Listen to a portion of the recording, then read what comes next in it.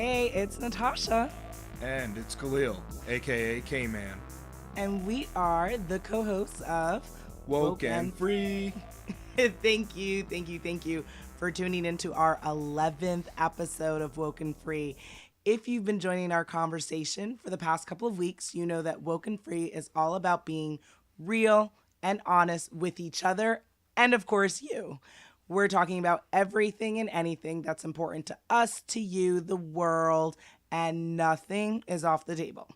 In this episode, we are talking about the hot topic of cultural appropriation. Is it ever okay? But before we dive deep into this subject, we have a couple of ground rules to cover. First, subscribe to Woke and Free on iTunes, TuneIn, Stitcher, Google Play, and SoundCloud. Share the episode with your friends, your family. Talk to us on Facebook, on Instagram, on Twitter, at Woke and Free. And of course, you'll also find us on YouTube. So comment. Before we talk to our special guests, let's get to know a little bit more about Anthony Fong. Anthony Fong is a 2014 graduate of New York Law School. Woohoo! As the general counsel at Broadway Stages, he handles the legal affairs of New York's largest full-service TV and film production company, consisting of over 40 sound stages throughout Brooklyn and Queens and location spaces throughout the New York City boroughs. He negotiates and drafts contracts with major television networks, production companies, movie studios, and other media outlets, including CBS, NBC, ABC, Disney, Marvel, Netflix, Amazon, Sony, HBO, Paramount, and Fox. Anthony is also the general counsel to Staten Island Stages, LLC, an affiliated company of Broadway Stages, which was formed after the acquisition of over 69 acres and the former Arthur Kill Correctional Facility in Staten Island, New York. Staten Island Stages plans to invest at least an additional $20 million to build new state-of-the-art sound stages and to renovate at least 45 separate buildings that are also on the property. Dubbed by some as Hollywood East, this new facility with brand new sound stages, backlots, and ancillary spaces will provide thousands of new jobs in New York. Anthony is also a real estate attorney, handling the spectrum of real estate matters including commercial loans, acquisitions, property-based litigation, construction, and other developments. Aside from being a lawyer, Anthony is also an entrepreneur. He's always looking for new and exciting ventures. He has an equity interest and is also an executive producer in an 8-part series project currently entitled The Last Muse. Anthony became a partner to Broad Electrolyte Vitamins after Anthony was convinced as to the effectiveness of multivitamin tablet with no sugar, no sweeteners, no flavorings, no caffeine, which is a solution to jet lag, hangovers, and sports dehydration. Let's get started with our interview with Mr. Anthony Fong. You've listened to our podcast before, so you know we like to share things about ourselves before starting the episode. Yeah. So for this episode, we'd like to hear from you.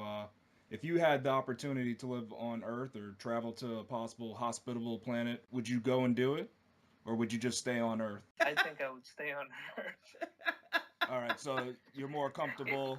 You're more Right. comfortable with the known then. You know what people say, or some people say, don't be the first to do something. Yeah.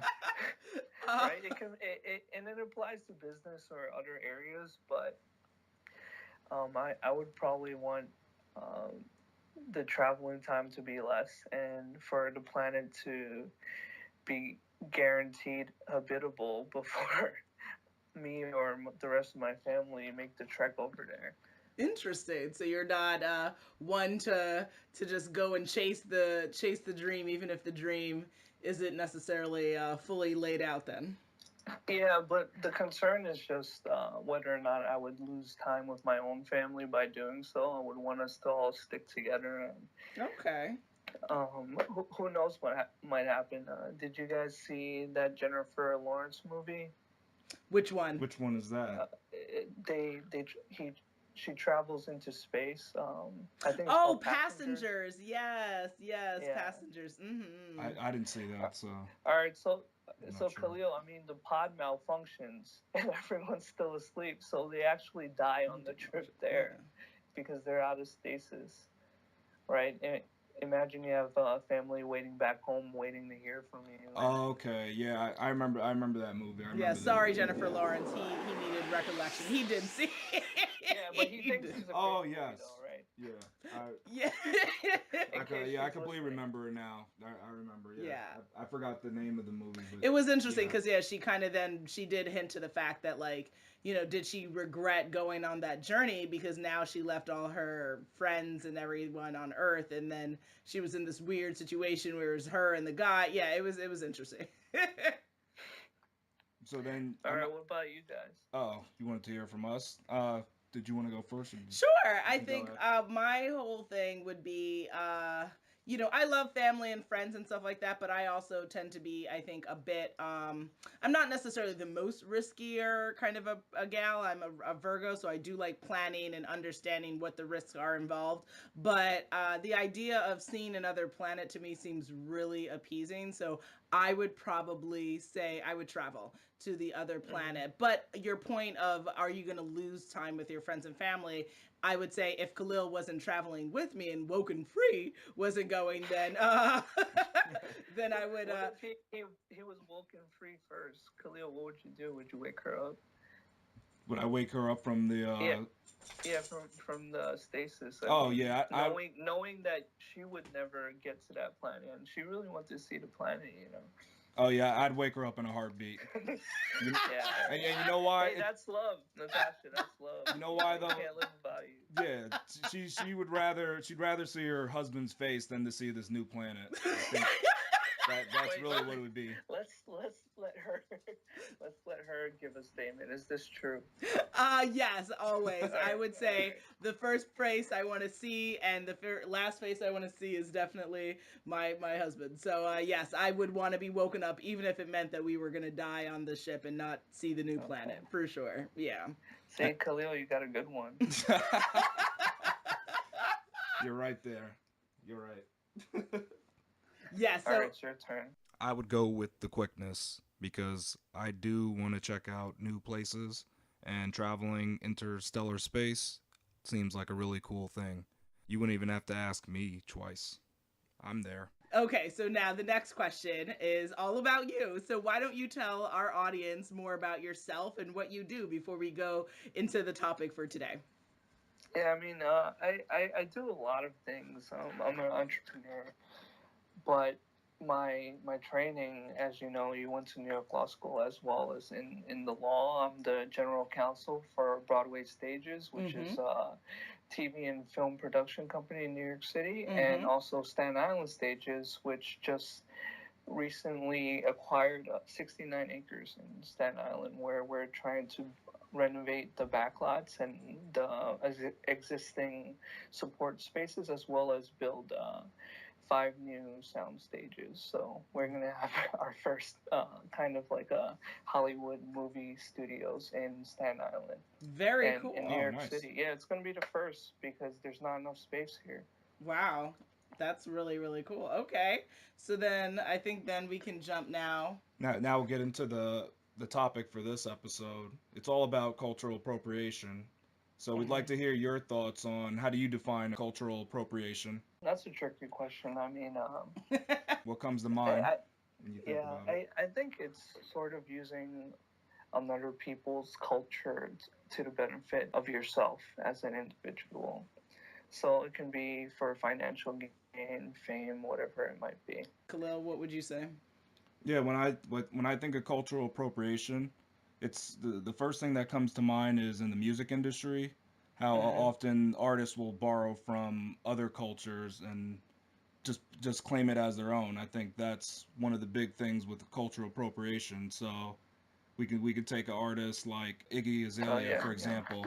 A lot of people would think of her as a cultural appropriator because she doesn't have a hip hop background per se. She grew up in Australia, yet she's rapping. So people would think of her in terms of hip hop appropriation. I think this is an interesting topic for sure as well. According to like an article I saw on USA Today, the author wrote, very simply put, we're talking about taking elements of someone else's culture without permission, which is a very interesting definition, right? Because if you really break that out, we all would be cultural appropriators, right? Because someone else's culture means what? If I'm a fan of something in the Chinese culture and I use that in my daily life, Like but getting a tattoo. yeah, like getting a tattoo. Like I Chinese always characters. actually wanted a tattoo with Chinese characters, but like who am I gonna go speak to in Make China? sure you know what it says first, Natasha. Yes, but that's Double pretty check, important. Triple check. I know, but again, that's technically, right? Yeah. That's cultural appropriation. But who am I supposed to ask for permission, right? Like, I think Right. that we as a society, we get offended a lot about when we see other people's influence. Same thing. So Iggy Azalea, yeah, she's Australian, but there's no arbiter of like hip hop. Like, there's no hip hop king that you say, hey, Mr. King, can I, There's no president of hip hop? Yeah, like, who are you talking to? Isn't there like a council where these people just sit around and they talk about what is actually authentic There is hip-hop? no Illuminati of hip hop. Actually, Natasha, Khalil and I are part of that council, so I would like you to withdraw your statement. Oh, okay. So congratulations, I played myself. Very nice. Sorry about that. Very nice. The jig is up. The jig is up. Okay, guys. So do you agree with me, Anthony? Are we all cultural appropriators then?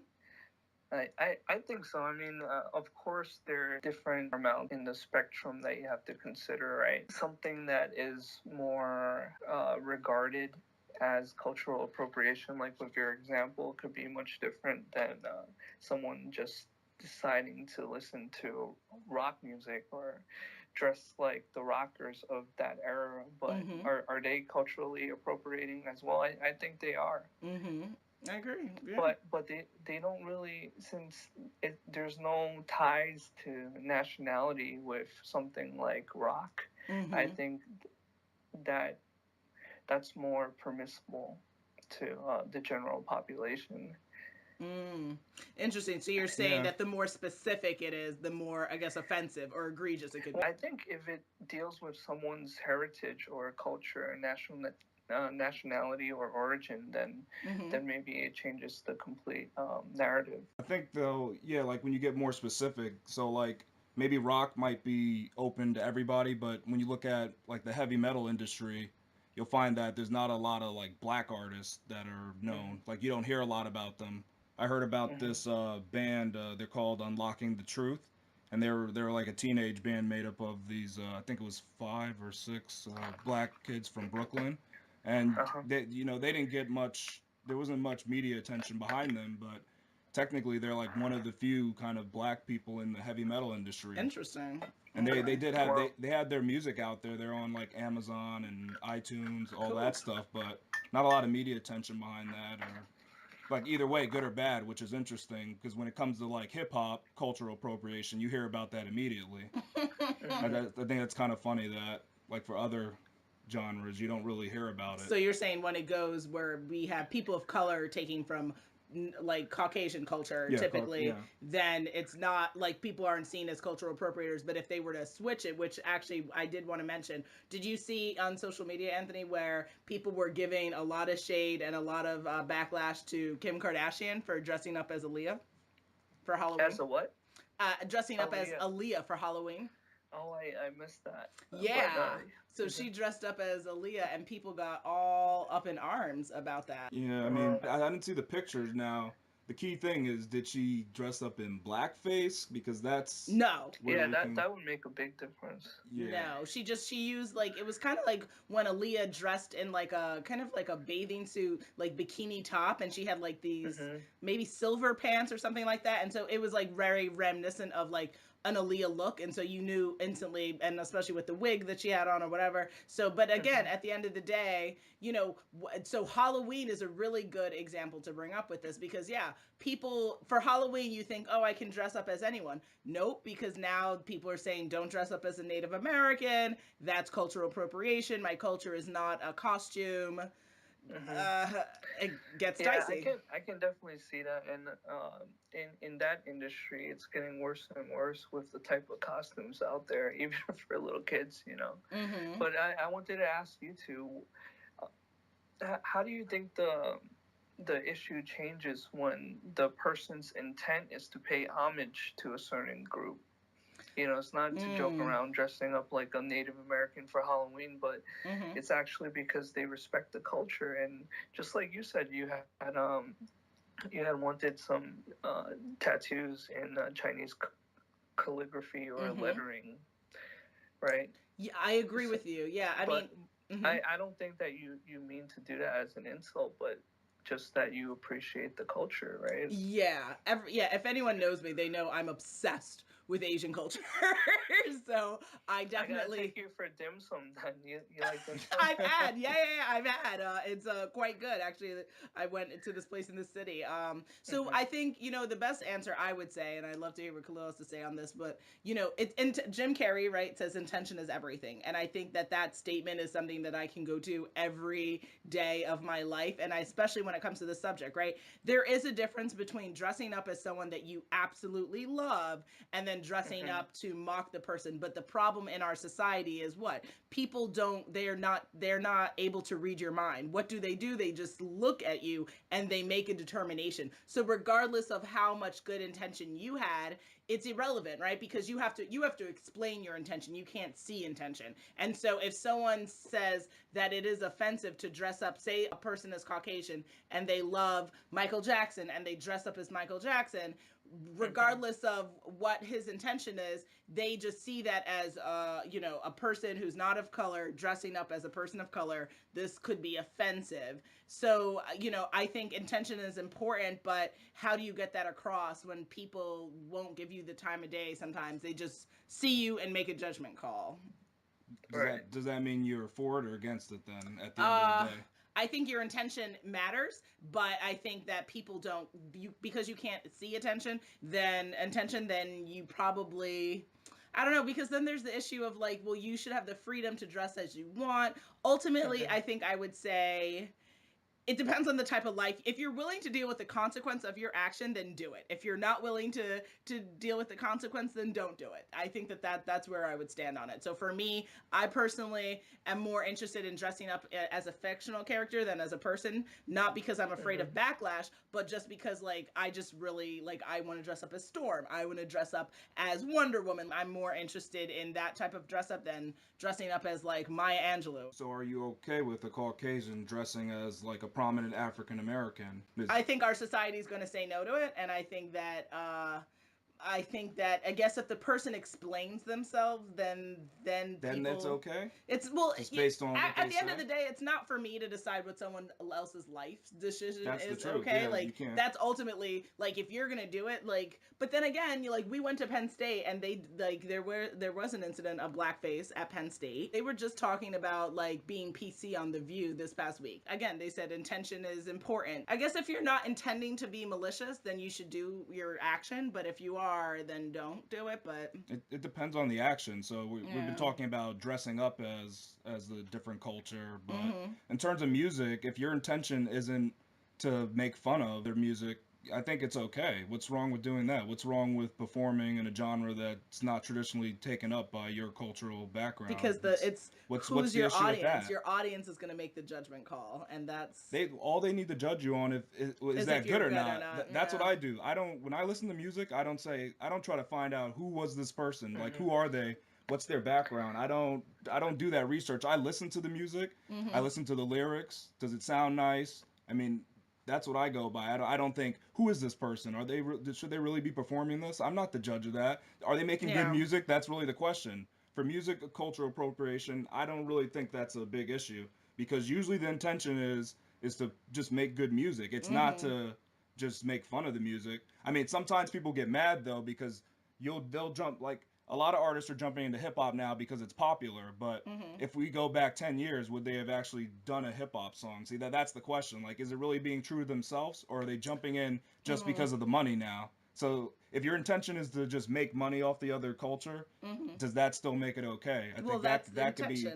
If your intention is only to profit and not to just like be artistic, like be artistic with your passion, is that correct? Then I think that's a little bit more muddy, because I don't want to say it's wrong to want to earn money, and just because something's popular, that's wrong. That's, to me, you can't say that. That's still it's Anthony, taken a what do little you too think? far. Like in your business and what the line of what you do, as as either an entrepreneur or for who the studios and stuff that you work with. What do you think? Like, how does that conversation play out in what you do? I think that there is some sensitivity, and you have to be very cognizant of it. But at the same time, with what Khalil said, it's very interesting. All of your two thoughts, but I think that it's important sometimes to sort of take from other cultures and try to put your own spin on it or to improve it, because then you can push the envelope and create better art, Yeah, that's a great point you That's make. true, too.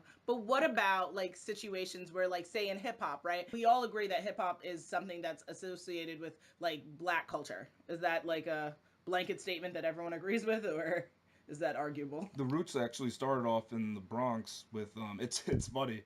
It's actually attributed to Hispanic and African Americans. If you actually look at the very roots of when rap became popular, Okay. it's actually the Hispanics Okay, do have so some Hispanic and Black culture ties to it's it. actually it is actually Anthony, founded on would those roots. so you agree with that, or you? I don't know. I listen to Vanilla Ice still, so. Oh yeah, the best.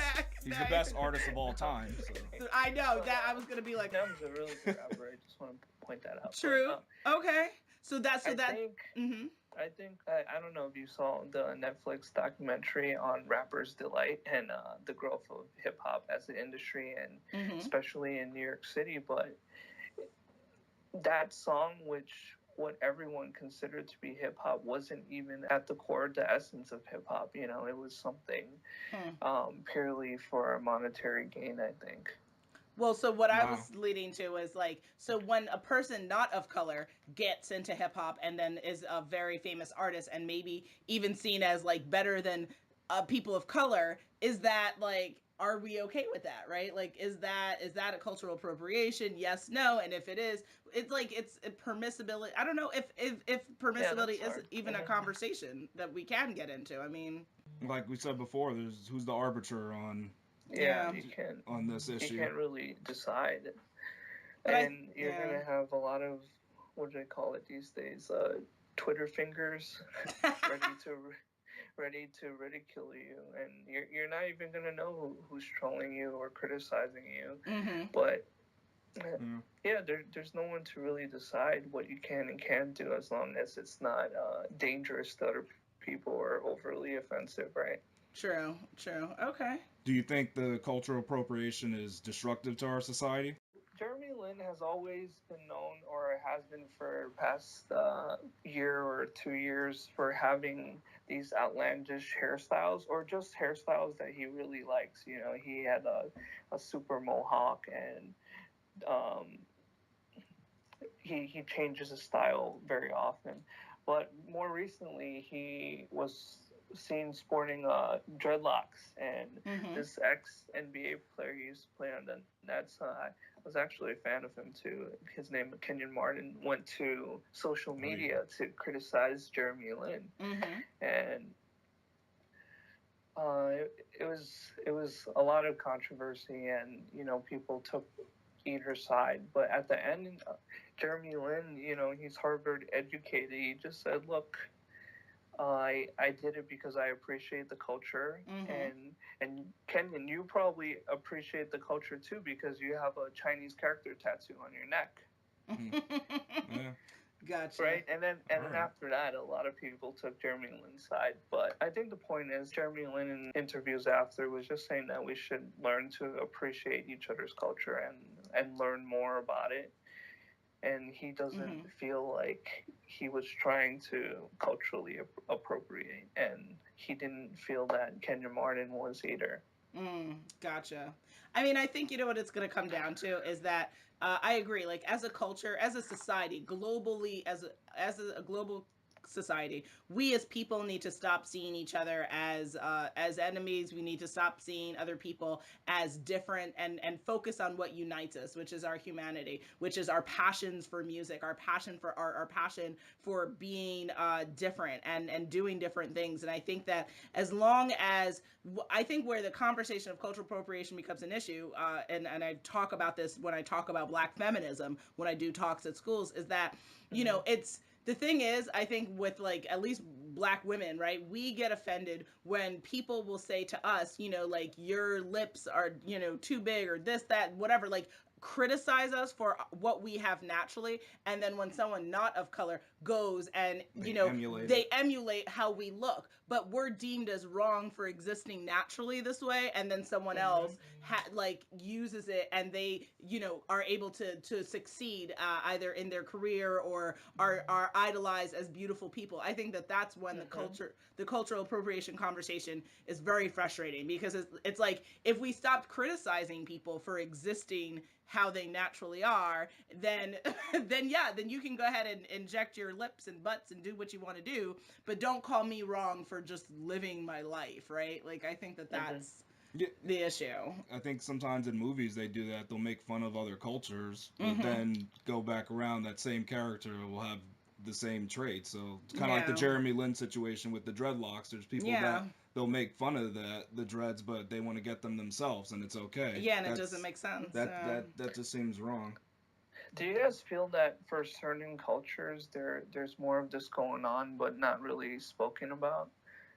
Yeah, definitely. I mean, I definitely think people take a lot from Native American culture when it comes to art and jewelry and sports teams. They take their mascots often. Oh yeah, the sports taken from Native Americans. Yep, Black culture definitely for hip hop, for beauty standards, for things like that. And I'm definitely, I think even Latina culture, like how it's just, you know what it is? It's like people in our society make things, either businesses or thought people take something and they make it trending, right? And then it's a trendy thing. But this is something like, remember the twerking situation? Like when, listen, I love you, Miley Cyrus, but like when you started twerking, like chicks have been twerking for a very long time. All right. That's interesting that you brought that up, because that makes me think of the one thing that I'm really mad that was cultural appropriated and shouldn't have been. I don't know if you remember, but a couple years back, these schools started doing the Harlem Shake. And it was a completely different Harlem Shake than the actual dance. So I don't know if you remember that, Anthony. Did you see that, the new Harlem Shake? Have you seen that before? Videos of that? It was based on a song, right? Well, the Harlem Shake is the original Harlem Shake was done by P. Diddy, and it was just like a shaking of the shoulders. So then Right, but did they accompany it with some sort of music? I seem to remember, but it's kind of faint. Oh yeah, for the new one you're saying. Yeah, the new one had like some random track to it. I don't remember what the song was. But they play that music and everybody would just kind of act wild and crazy. But it wasn't really the Harlem Shake, but they were using that name, I guess, to kind of get the publicity that they wanted and to make it really viral. They called it the Harlem Shake. Like it had the nothing SEO value for it. It had nothing to do with Harlem though. And these people weren't shaking. Oh, Jesus, Glue. It really wasn't. Like I'm mad at that one. That I really have to admit that to me was not that was not a cool thing. You guys got to put on the website a small box of Khalil Harlem shaking now. I know. We gotta. so these people are educated. They gotta. This is the correct way. Listen, Step one: lift shoulder to the top of your neck. Let me not do my Harlem Shake. He gets mad at me too. He's like, "That is not the Harlem Shake." Well, it is variants and things like that. Are you from Harlem? No, he's not. He's from I think Hollis, that's Queens. Sort of cultural appropriation, then, isn't it, guys? Thus the reason why I don't do the Harlem Shake to this day. Exactly. He won't do walk either. Whoa, careful! We don't know who's listening to this. That's different territory, Natasha. You dangerous territory. We're gonna have to redact that last statement. Of course. Well, I think we've definitely beaten the horse of cultural appropriation down to the ground. I think so. We've done a pretty good job. Do you have anything else to add, or things you want people to, the audience of WokeNFree to know about Anthony Fong and what you're doing? And where can they find you? Your social media? Yeah, all of that good stuff. You want to say all that? Yeah, I mean, most of my information is on my LinkedIn, but I think a website that people could really benefit from going to is BroadwayStagesBlog.com. No spaces. Okay. It's there's something very wonderful about the company I work for. They have a great sense of corporate responsibility that I haven't seen any private entity have. And especially this time of year when giving is needed the most, September months, November, December. That's October, Thanksgiving. We'll be doing something like almost every week, and sometimes after work, it's like every single night. So BroadwayStagesBlog.com, you can see all the charities that we support, and we're trying to raise awareness for. Okay. We have a strong commitment to green initiatives, education, of course, children, because they're going to be the future leaders of America. Yes, absolutely. Okay. So we'll definitely include links and things on the episodes so people can do that. And then what are some causes that you're a part of, I guess, that you believe in and that people should be aware of? Right. Well, I'm on the board of the Flushing YMCA. They're a great organization. I believe that they're a pillar of the community, and they have the very interesting task of balancing their commitments to philanthropy and children with diversity issues. Okay, wonderful, great. And shout outs to bro.co. Okay. It's a electrolyte vitamin that prevents hangovers, jet lag, and sports dehydration. Are you joking? No, seriously. I mean, this thing works so well. I don't get to drink much anymore, but when I do, I get headaches. I'm not getting any younger. So I tried this thing, and I swear by it. It works every time. I had my girlfriend try it, and it works every single time. So I decided to invest in the company. That's awesome. So it's a hangover pill? It's a vitamin. It's all natural. There's everything that you read in the nutrition facts. You'll know what it is except for one amino acid, but you can look that up too. There's no extra additives, sugars, or calories. Okay. Okay, interesting. All right, we'll definitely have to check that out. Okay, and we definitely have to have you back on. You are too funny, sir. I can't. No, you guys are amazing. I mean, I can listen to you guys all day, and I did hang out with you an hour before this interview. So you guys weren't there, but I was there. Oh, all right. So thank you, Anthony, for joining us. And you are amazing.